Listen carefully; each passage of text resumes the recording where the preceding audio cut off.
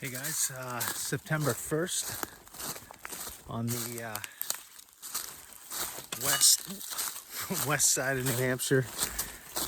Currently taking a little shortcut to this old road that will bring me by two farm sites that I'm pretty sure have been hit pretty hard by other detectors. And a little further up on the hill, there's two much smaller and probably a lot older foundations.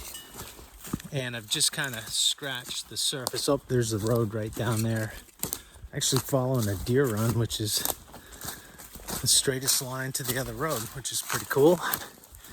So there's these two old cellar holes. They're about 100 yards apart. And they're not even really much of a cellar hole. It looks like they're kind of filled in. Probably at most 24 feet square. There's a well in between the two of them. And we had good luck up there. My wife and I, we've been up twice, only for about 40 minutes to an hour, because it's a ways up there. And but we found some old buttons, nice dandy button, a couple smaller ones, a buckle, no coins yet, old chisel, or the remnants of an old hoe.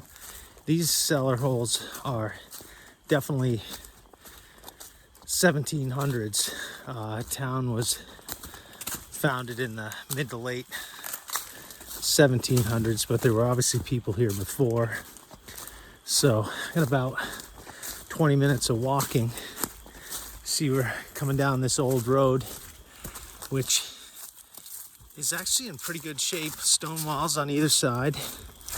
And up ahead there's a intersection. I'll bear left, cross the dry stream bed up a steep hill, and I can fire up the metal detector and see what we can find. Okay, we're coming up on that intersection. One road goes to the left, the other one keeps going straight. We're gonna take the left cut off and work our way up. Basically, it makes a triangle. There's another road that cuts these two off. It's not a very long cutoff. And up ahead, there's a pretty cool stone bridge. It's more of a stone culvert. Let's see if we can get to it. Up there where I'm on the side of a hill, but it's relatively flat.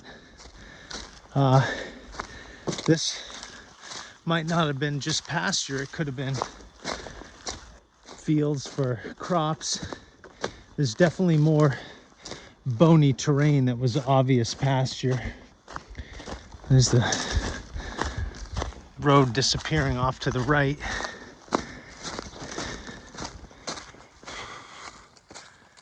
Pretty soon these leaves will be down and be able to see things a lot easier.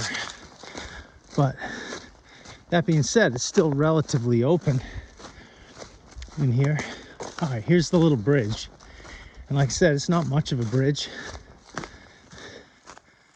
but it's definitely a little valley going through here, and it must have been pretty wet back in the 1800s, and so they needed a little bridge to get the carts across. Oh, that was not it. It's right up here. And junction into another stone wall right there. And I'll drop down below the little box culvert. So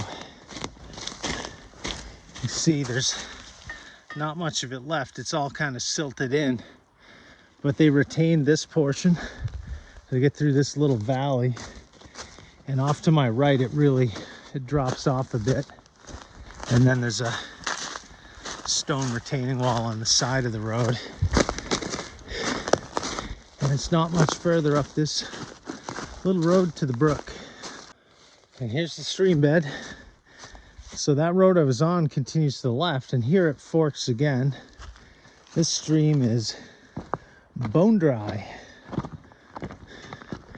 And this is cool. Looks to be like some kind of old property marker. Just a stone post on the side of the brook. And there's a very large cellar hole up here on the right.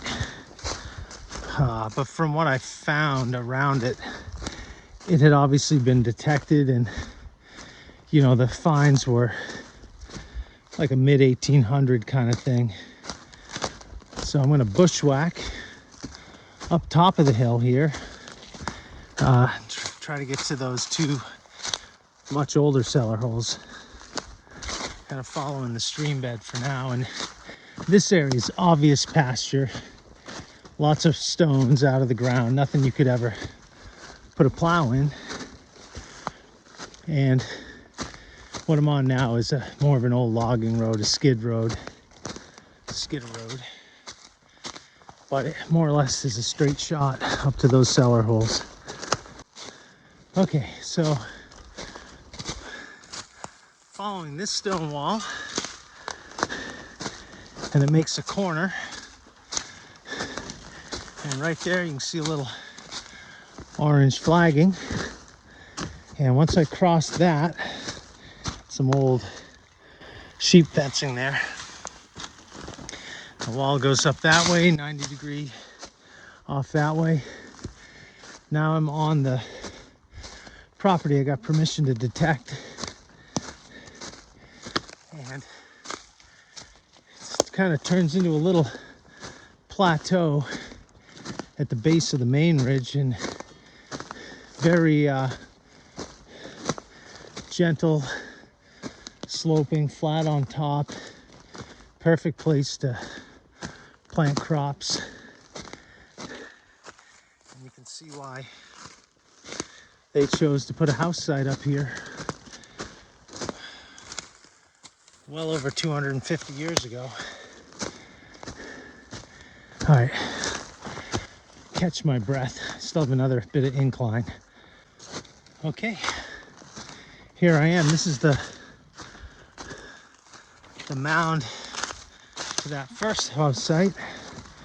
Climb up on it. You really see it's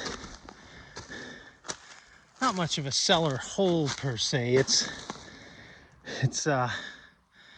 more of a footprint of where the house used to be, and I don't know if loggers at one point had pushed this in, because you can kind of see some of the wall bowed out there, but it's really small. It may only be like 20 by 24. And I come up over here, we'll go by the well. I can find it again. Here it is. You see, I did some digging here in spring, so it doesn't look like a well, but it's a depression, and believe me, in the spring this was incredibly wet. And I guarantee in this area here, it's been filled in a little bit with debris over the years, and then just above it is evidence of like another area that might have been carved out to gather water, and a little bit up there. And from there, it's a short distance over to the other cellar hole that I'm gonna detect today. And it might not even be 100 yards, but it's certainly not much more, if it's more.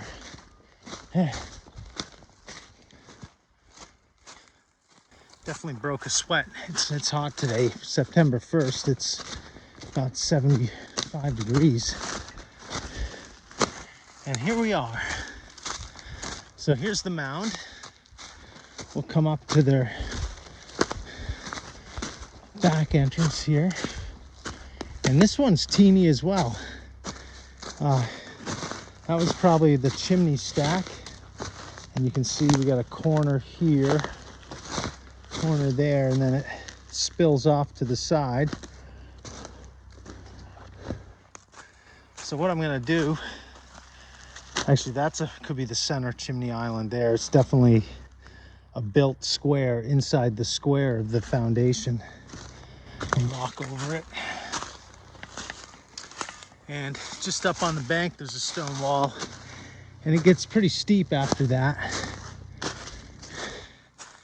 There's blue blazes, so they're gonna log this area, so I really want to get as much done as I can this year, because once they log, it'll grow in so thick with raspberries you won't even be able to swing a detector. So let's get this fired up and see what we can find. Okay, first hole here, kind of mixed numbers, but I thought I'd just try it out. It's out of the hole now in the dirt, so let's see what we get. Well, it said it was out of the hole. Oh, had it.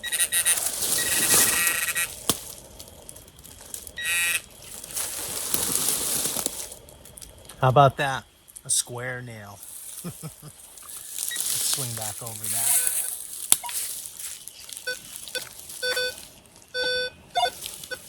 Oh, something in here I missed.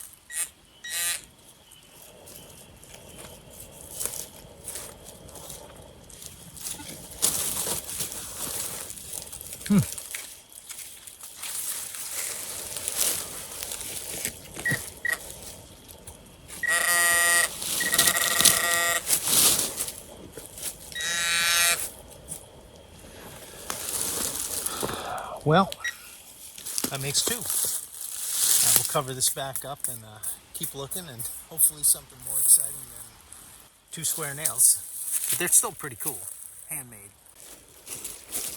Okay, hole number two. Whatever it is out of the target. Let's get this guy out of the way. Flipped it out of the hole.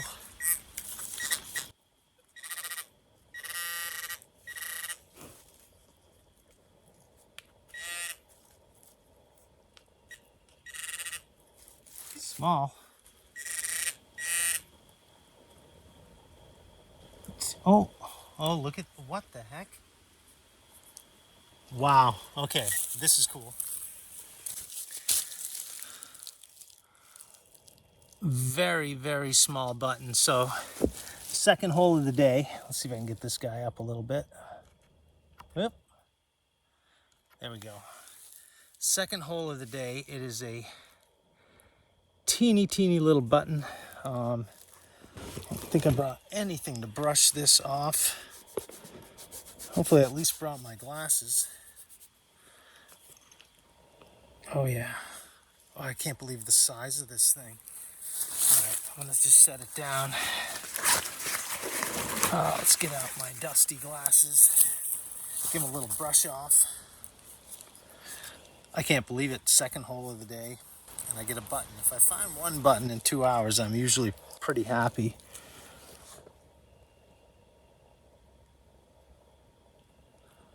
Well, gonna need to clean this up. Let's get a little water on it and see what we can get. Okay. All right.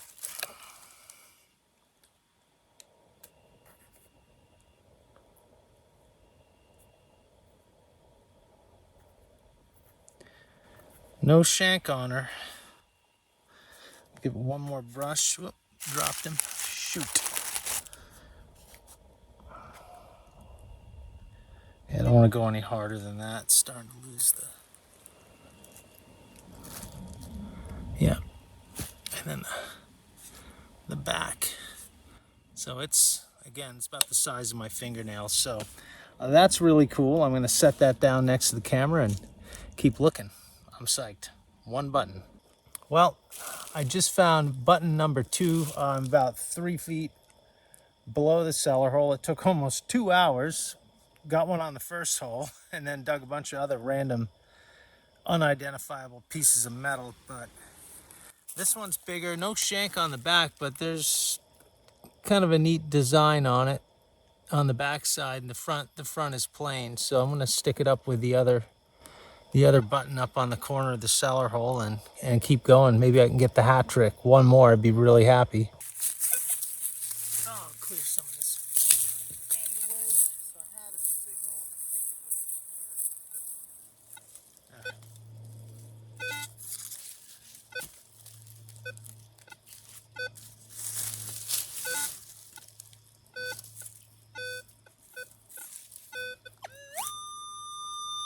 Gonna have to go with that. Alright. All over the place, so oversize that hole a little bit.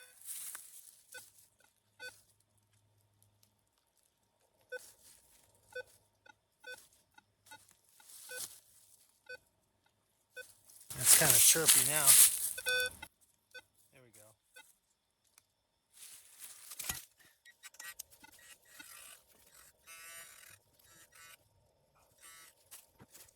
Oh, I mean, they're off to the side of the hole. Big boy out.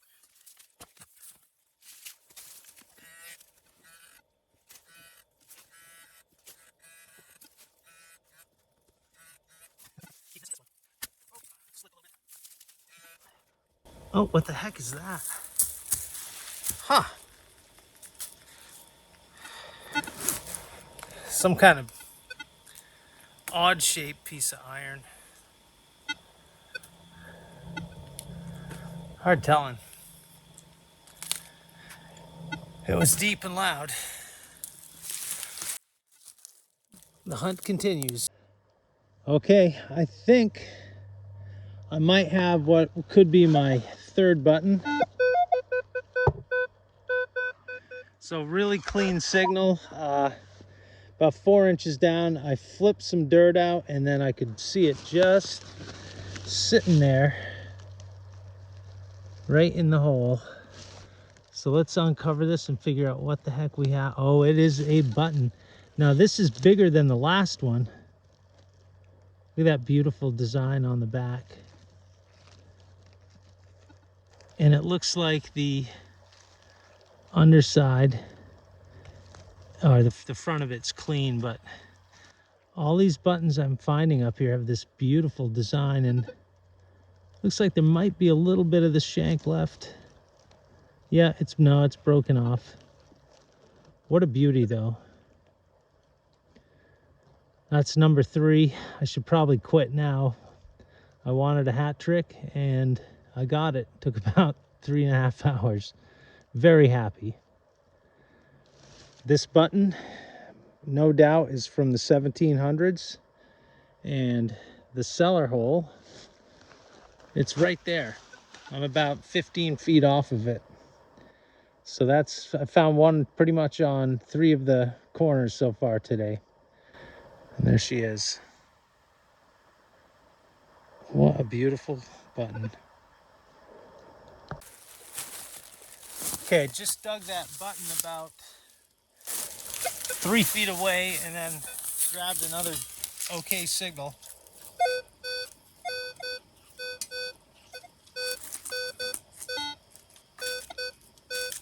Kind of ringing in about the same. This is like a 1920. This is like an 8.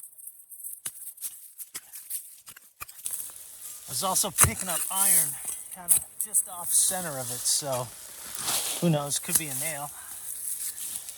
Usually is. It's right there, whatever it is. Got the pointer? Oh, looks like I have to expand the hole. Alright, back out. So, off center. Get that one more of this. Do it away. Should be in there. Oh, something up there, that's way off center. Gee, oh.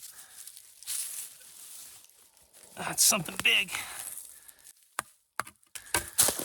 Whew, good thing I didn't cut my finger on that.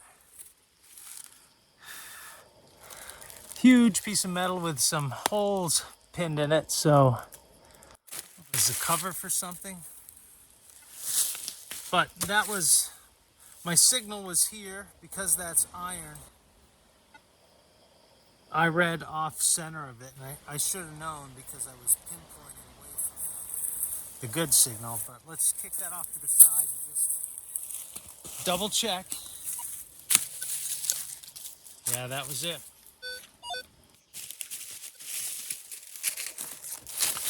False alarm.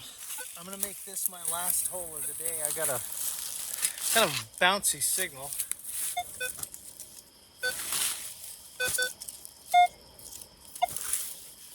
Comes and goes.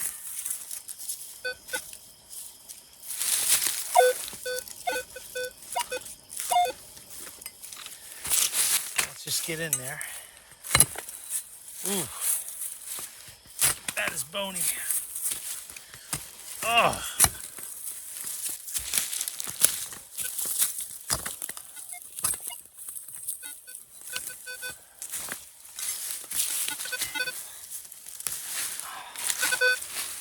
Out of the way.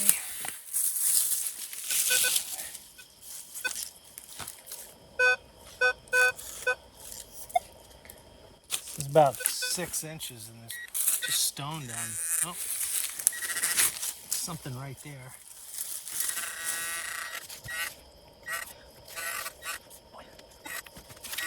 Let's get closer. That's right away.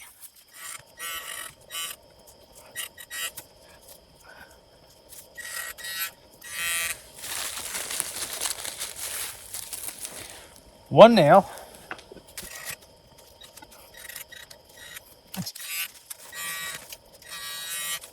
Two nail. See if it's still.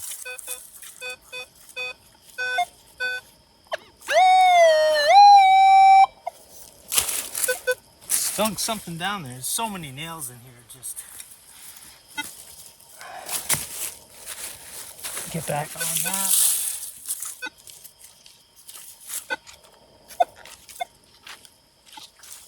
Weird.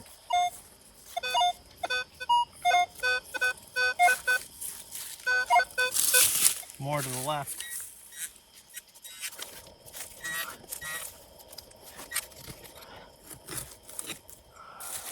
Oh, finally.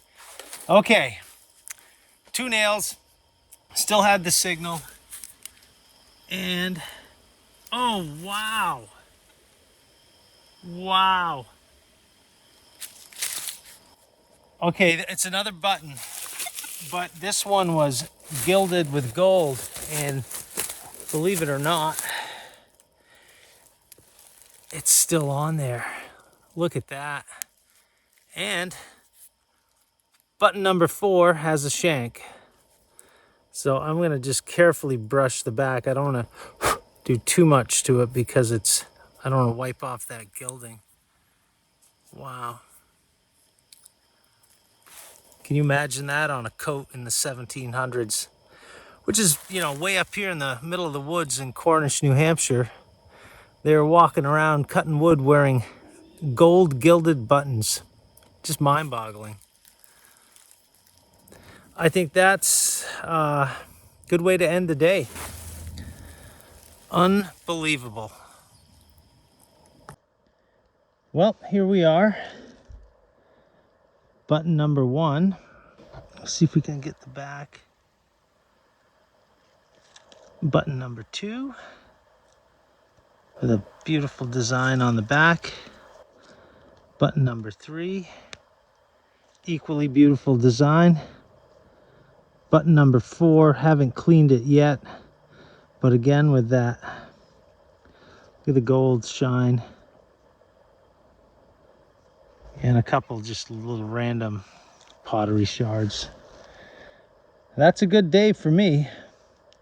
No coins, but I'm very happy with that collection of buttons from this old cellar hole, 1700s, up in the middle of nowhere.